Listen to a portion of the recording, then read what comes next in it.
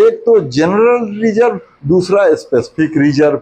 General reserve वो होता है जिस रिजर्व के पैसे को जो कि पास्ट ईयर में बना था उसको बिजनेस फ्यूचर ईयर में किसी भी पर्पज से जो बिजनेस को जैसा अप्रोप्रिएट लगे वैसे यूज कर सकता है। और स्पेसिफिक रिजर्व उस स्पेसिफिक पर्पस से ही यूज किया जाता है। जनरल रिजर्व जनरल जनरल और स्पेसिफिक पर्टिकुलर।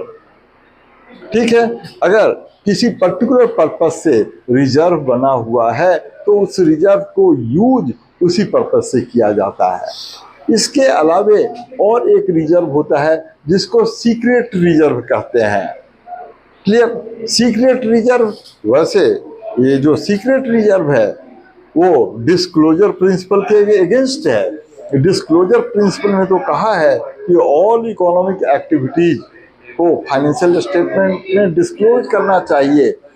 कोई भी इंफॉर्मेशन को, अकाउंटिंग इंफॉर्मेशन को, इकोनॉमिक इंफॉर्मेशन को अकाउंटिंग में हाइड नहीं करना चाहिए, डिस्क्लोजर प्रिंसिपल में कहा हुआ है। लेकिन दो टाइप की कंपनीज को, बैंकिंग और इंश्योरेंस कंपनीज को सीक्रेट रिजर्व बनाना अलाउड है।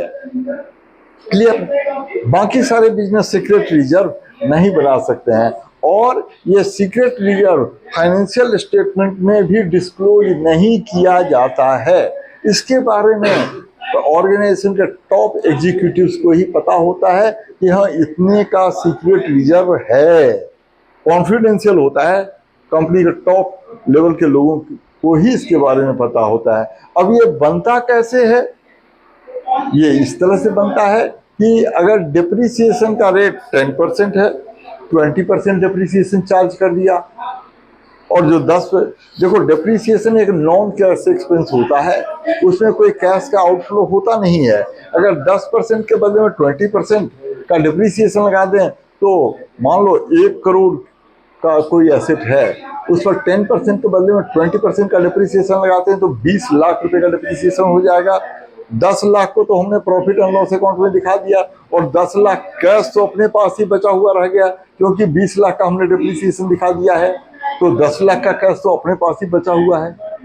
उसको बिजनेस इमरजेंसी में, अनसर्टेन सिचुएशन में उस फंड को यूज करता है, वो सीक्रेट रिजर्व होता है बनकर।